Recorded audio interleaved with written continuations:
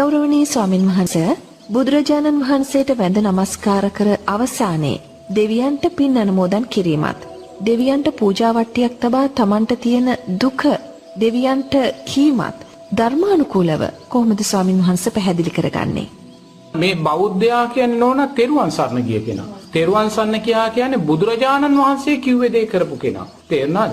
බුදුරජාණන් වහන්සේ කියපු දේ අපි කරන්නේ නැත්නම් අපි තාම තෙරුවන් සරණ ගිහිල්ලා නැහැ. ඒතර බුදුරජාණන් වහන්සේ කොතනකවත් නෝනා අපිට දෙවියන්ට පූජා වට්ටියක් තියන්න කියලා නැහැ. තේරෙනවද?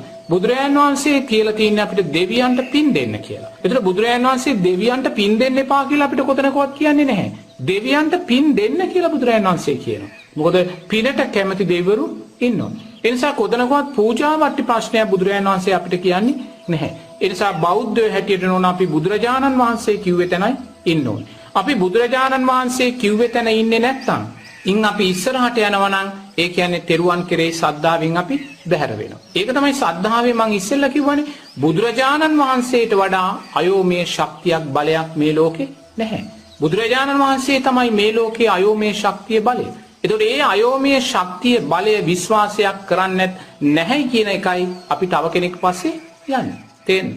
තව කෙනෙක් පස්සේ යන්නේ බුදුරජාණන් වහන්සේ කෙරෙහි අපිට විශ්වාසයක් නැහැ. විශ්වාසයක් නැති නිසා අපි දෙවි කෙනෙක් පස්සේ යනවා පූජාවක් තියාගෙන අපේ දේ කරලා දෙන්න කියලා. නමුත් බුදුරජාණන් වහන්සේ කියනවා එහෙම ගියා කියලා ඔබට ලැබෙන දෙයක් නැහැ. මොකද සියල්ල සිද්ධ වෙන්නේ ඔබේ සංස්කාරයන් මතයි. ඔබට යමක් වෙන්න තියෙනවා නම් ඒක දෙවියන්ට පූජාවට්ටියක් තිබ්බත් නොතිබ්බත් ඒක වෙනවා. තේරෙනවද? නමුත් අපිට ඒක මතු කරගන්න ශක්තියක් නැහැ.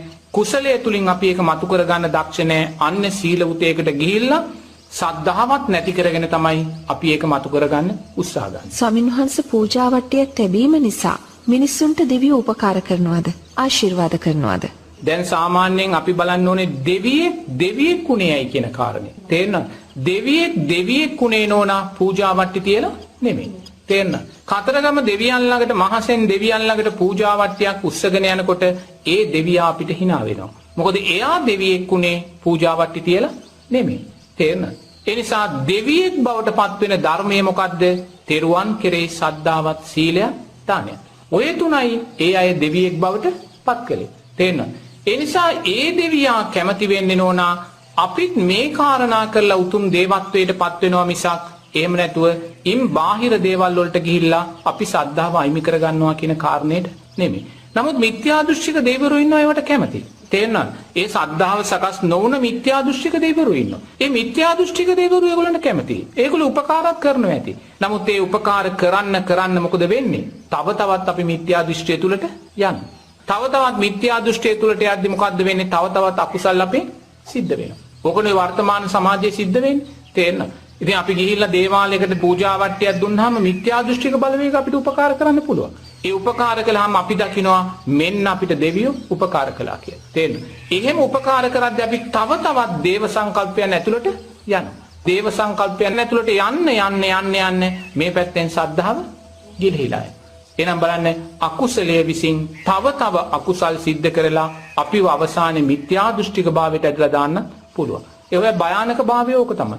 ඒ නිසා හැම වෙලාවම අපි දකින්න ඕනේ බුදුරජාණන් වහන්සේ යමක් කියලා තියෙනවා නම් ඒතන අපි ඉන්න. මොකද බුදුරජාණන් වහන්සේ මේ දේ කියන්නේ සාරා සංක කල්ප ලක්ෂ සියක් කෝටි ගාණක් පාරමී දම් පුරලා ඒ පාරමී ශක්තියෙන් මතු කරගත්තා උතුම් ප්‍රඥාව තුලින්මයි. ඒ නිසා අපිට මේ විශ්වාසය තියෙන්න ඕනේ බුදුරජාණන් වහන්සේ යමක් කියලා තියෙනවා නම් ඒ කියලා තියෙන්නේ හේතුවක් නිසාමයි කියලා. ඒ නිසා මේ හේතුව තුල අපි හැම වෙලාවම අනවශ්‍ය පැති වලට යන්නේ නැතුව ධර්මයේ තුල ඉන්න දක්ෂ වෙන්න ඕනේ. කරු ස්වාමීන් වහන්සේ වර්තමාන ශාසනයේ සමහරක් ස්වාමීන් වහන්සේලාගේ චර්යාවන් හැසිරීම නිසා ගිහියන් කලකිරිලා ඉන්නවා. එහි ප්‍රතිවිපාක මොන වගේද ස්වාමීන් වහන්සේ? බුදුරජාණන් වහන්සේ දේශනා කරනවා අනාගතයේදී මෙහෙම ගිහිල්ලා කාසාය කණ්ඨක කියලා කෙනෙක් ලෝකෙ බිහි වෙනවා.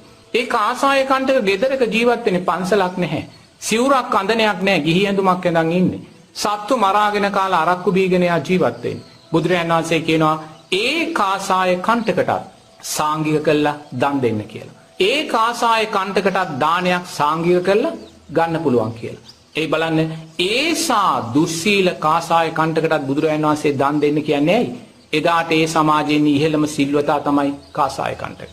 ඒ තරමටම සමාජයේ පිරිහීමට පත් වෙලා. එහෙනම් බුදුරජාණන් වහන්සේ දේශනා කරනවන් මහත්තයෝ ඒ කාසාය කණ්ඩකත් සාංගය කළ දන් දෙන්න පුළුවන් කියලා.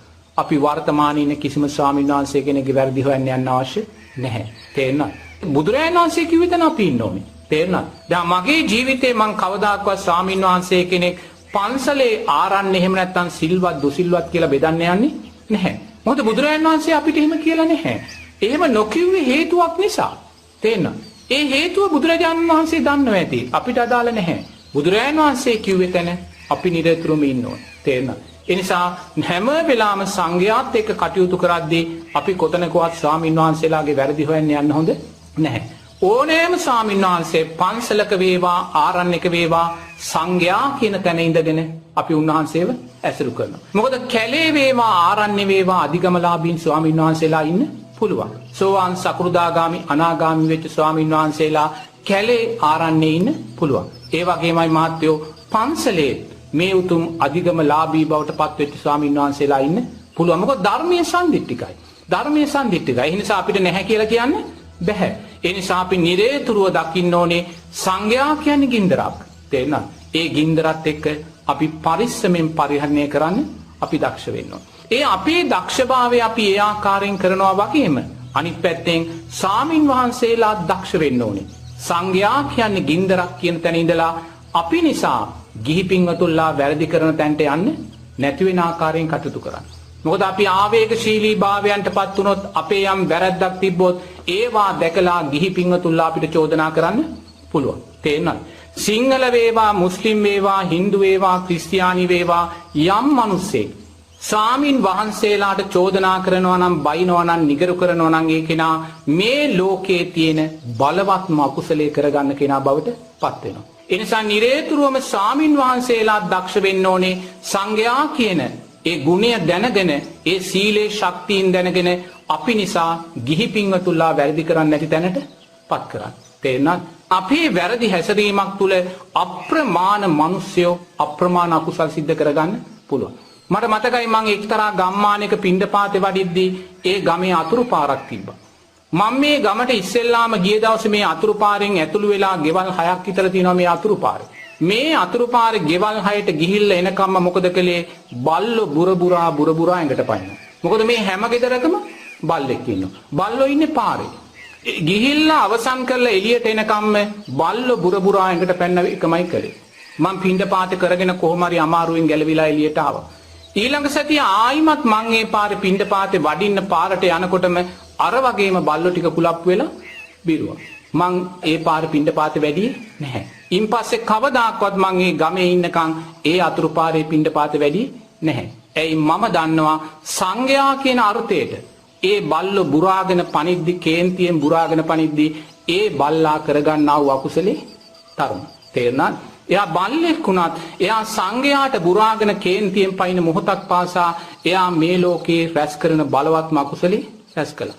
එහෙනම් මම මේ බල්ලා රැස් කරන්නා වූ අකුසලේ දැකලා එදායින් පස්සේ පාර පිණ්ඩපාතේ වැඩි නැහැ.